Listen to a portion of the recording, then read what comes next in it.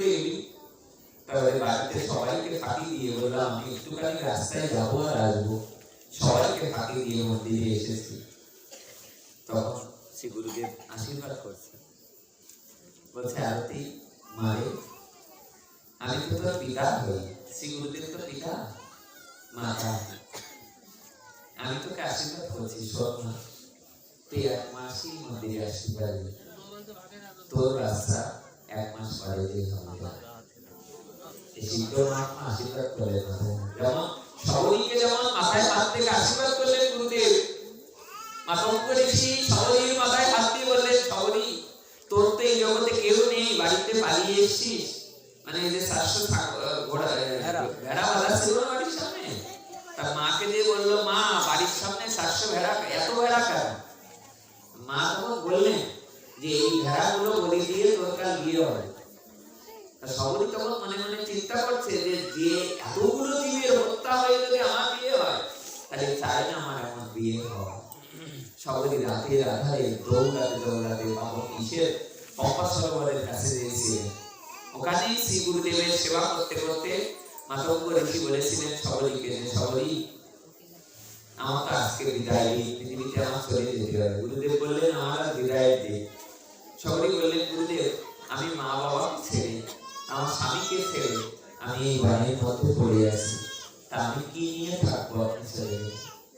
তখন গুরুদেব সবরীর মাথায় হাত রেখে আশীর্বাদ করলেন শোন মা এই পৃথিবীতে কেউ বেঁচে থাকবে না, আমি গুরুদেব আমাকেও চলে যেতে হবে, ভগবান রামচন্দ্র তাকেও চলে যেতে হবে। শোন মা আমি তোর মাথায় হাত রেখে আশীর্বাদ করছি, জগতের সবাই রামচন্দ্রকে পাওয়ার জন্য বনে যাবে, কিন্তু একমাত্র সবরী তোর বেলায় আমি তোর মাথায় হাত রেখে তোকে নিয়েছিলি, তোকে কখনো বনের মধ্যে যে কোনো জায়গায় খুঁজতে হবে না, ভগবান রাম লক্ষ্মণই তোর দৌড়ে এসে একদিন ধরে রাখবে। আপনারা জানেন রামচন্দ্র লক্ষ্মণ শেষ সময়ে সবরীর বাড়ির সামনে দিয়ে খুঁজতে খুঁজতে এই বাড়ি কি সবরীর বাড়ি, সবরী ওই আওয়াজ শুনে যে দরজা খুলে দিলেন। যখন রামচন্দ্র লক্ষ্মণ এসে সামনে দাঁড়ালেন সবরী পাগল হয়ে নৃত্য করতে লাগলেন, কি উন্মাদের মতো নৃত্য করতে লাগলেন। আমাদের বর্ষা বিনোদ বাবা বলছে সবরীর যে ভক্তি কে বললাম, বলে কে বলা ভক্তিটা কেমন? বলে সবরী প্রতিদিন ফুল তোলে আর ফুলের সমস্ত রামায়ণে আছে যখন সম্মুখে সাজায় ফুল দিয়ে তা ওখানে বসে বসে কাঁদে, ভয়ে যায় না। বলে কেন? বলে ভয়ে যে থাকলে যদি প্রভু রাম এসে ফিরে যায় তাহলে গুরুদেবের বাক্য মিথ্যা হয়ে যাবে। কোন সময় ঘরের তলে মাথা দেয় না, হাতটাই পড়ে থাকে, ফুলগুলো সাজিয়ে রাস্তার দিকে তাকিয়ে থাকে, দেখে কোনো কুকুর আসছে, যেই মাত্র কুকুরটা আসছে ওই কুকুরের দিকে তাকিয়ে বলছে যদি কুকুরটা আমার দিকে আসে তাহলে বুঝবো আজ রাম, আর যদি কুকুরটা চলে যায় তাহলে বুঝবো রাম আজকে আসবে না। এর বলা হয় কি ভক্তি? কে বলা ভক্তি? শেষে যখন রামচন্দ্র আসলেন, লক্ষ্মণ আসলেন, সবরী পাগলিনী হয়ে নৃত্য করতে লাগলেন, উন্মাদিনী হয়ে নৃত্য করতে, মেরা রাম আ গয়া, মেরা রাম আ গয়া, মেরা রাম।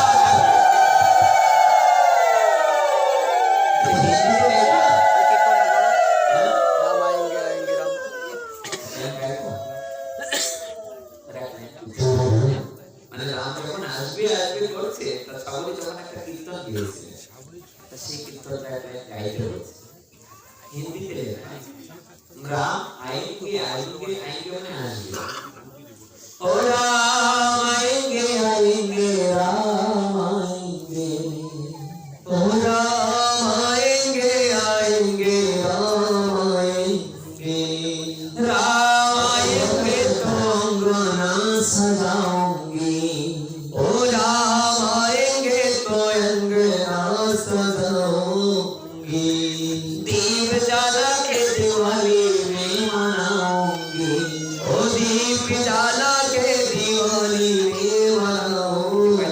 दीपावली গেল না, এই যে দীপাবলি মানে দীপ জ্বালাবে। সবরী বলছে যদি রাম আসে তাহলে আমরা এই যে দীপদান, এটা কিন্তু রামচন্দ্রের প্রসঙ্গে আপনারা জানেন, মা কালীর যে অনুষ্ঠান হইতে আমরা দীপ দীপদান করি না, এই দীপদানটা মূলত রামচন্দ্রের 14 বছর বনবাস থেকে ফিরে আসার দিন সমস্ত অযোধ্যাবাসীরা তারা বিভিন্ন জায়গায় তাদের বাড়ি ঘর সমস্ত জায়গায় এই দীপ জ্বালিয়েছিলেন। তাই দীপাবলি ওই দিন থেকে নামকরণ হয়েছে। কি গাইলেন? রাম আয়েঙ্গে আয়েঙ্গে রাম আয়েঙ্গে, স্টার লাগবে না। রাম আয়েঙ্গে আয়েঙ্গে রাম আয়েঙ্গে, রাম আয়েঙ্গে তো अंगना सजाओगे, ओ राम आएंगे तो अंगना सजाओगे, दीप जला के दिवाली में मनाओगे, ओ दीप जला के दिवाली में मनाओगे, मेरी जिंदगी का सारे मेरे जिंदगी का सारे भाग खुल जाएंगे राम आएंगे, ओ मेरा जिंदगी का सारे पाप मिट जाएंगे राम आएंगे। যদি রামচন্দ্র আসে তাহলে আমার সমস্ত পাপ, যদি রাম আসে তাহলে আমার জীবনের সমস্ত পাপ সব দূর হয়ে যাবে। তারপর রামচন্দ্র আসলে সবাই বসতিরা কোথায় দিবে? লক্ষ্মণজি বললেন যে সবাই তোমার ঘরে রামচন্দ্র এসছেন, লক্ষ্মণ এসছেন, বসতে দাও। সবাই বলছে তোমা আমি বসতে কোথায় যাবো? রামচন্দ্র বললেন যে পৃথিবীর সব থেকে পবিত্র হলো মৃত্তিকা, মাটি। কিছু না করো মাটিতে একটা আসন করে দাও। মাটিতে আসন দিয়ে রাম লক্ষ্মণ বসলেন। খিদে পেয়েছে আর কি রামচন্দ্র, সবাই কিছু খেতে দাও। বিদ্যা সবরী চন্ডাল কন্যা নিচু দাগ বলে আমার ঘরে তো আজ 10-12 দিন আমি না খেয়ে দিয়েছি, খেতে দেবো তোমার।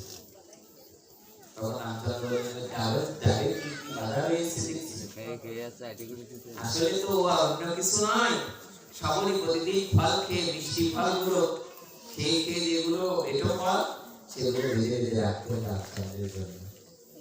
তখন সবাই মনে পড়লো তাই তো প্রভু ও তো তোমার জন্যই রাখা। তখন পেরে দিলে ওই ফুল ফল ফলাদি যত ফলনে দিচ্ছে রামচন্দ্রের করে দোহা প্রেমী দোহা বাঁধবে, একে অপরকে দেখে ঝরঝর কাঁদছে।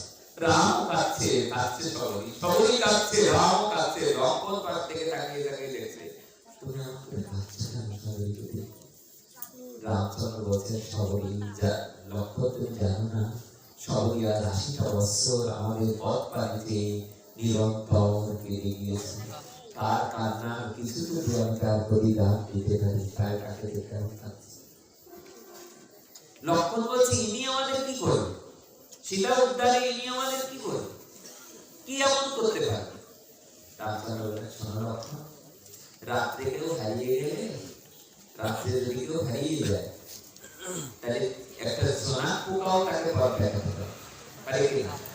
কেউ যদি রাত্রে হারিয়ে যায় একটা জোনাকি পোকাও তাকে অনেক সময় পথ দেখাতে পারে। লক্ষ্মণ তোমরা বিশ্বাস রাখো, নিশ্চয়ই সবরই আমাদের সীতা উদ্ধারে কোনো কিছু করতেও পারে। সবরই ফল খেতে লাগলেন, ফল ফলাদি খেতে খেতে লক্ষ্মণকে দেখে রামচন্দ্র বললেন তাই একটা ফল তুমি তো খেয়ে দেখো না। লক্ষ্মণ কি বললো জানো? বললো দাদা তোমার বুদ্ধি খারাপ, আমার বুদ্ধি কেন? বলে একে তো এটো ফল, কেউ তাকে ইষ্ট দেবতাকে কি এটো ফল খেতে দেয়? একে তো এটো ফল, তারপর আবার চন্ডাল কিছুরা, তার ফল খাওয়া কি আমাদের উচিত? রামচন্দ্র বললেন তুমি জানো না লক্ষ্মণ, এমন অমৃত নিন্দিত ফল আমার জীবনে আমি কখনো খাইনি। আমি বৈকুণ্ঠে মা লক্ষ্মীর হাতে খেয়েছি, আমি অযোধ্যায় কৌশল্যা কৈকেয়ীর হাতে খেয়েছি, কিন্তু এমন অমৃত নিন্দিত ফল আমার জীবনে কখনো খাই না। লক্ষ্মণকে একটা দিয়ে লক্ষ্মণ গ্রহণ করে ভীষণ ক্রন্দন করতে লাগলে। তারপর নিজে রথ এনে সেই রথে করে আমার সবরীকে বৈকুণ্ঠে বলছে বলো রাধে রাধে রাধে রাধে। দাদার নাম কার? কৃষ্ণ গোবিন্দে। আমরা কোথা থেকে কোথায় চলে এসেছি? কি বলছেন? বক্তৃতার বাবা জীবন কি হলো দেখো মা, তুই এই অসুস্থ অবস্থায় মন্দিরে এসেছিস কার্তিক মাস বলে, যা আশীর্বাদ করে দিলেন, তোর 1 মাস পার হয়ে গেল। ওখানে দেখো সবরীকে আশীর্বাদ করে দিলেন গুরুদেব। তার ঘরের দুয়ারে রামচন্দ্র আসলেন, এখানে বংশীধর বাবা মাকে আশীর্বাদ করলেন।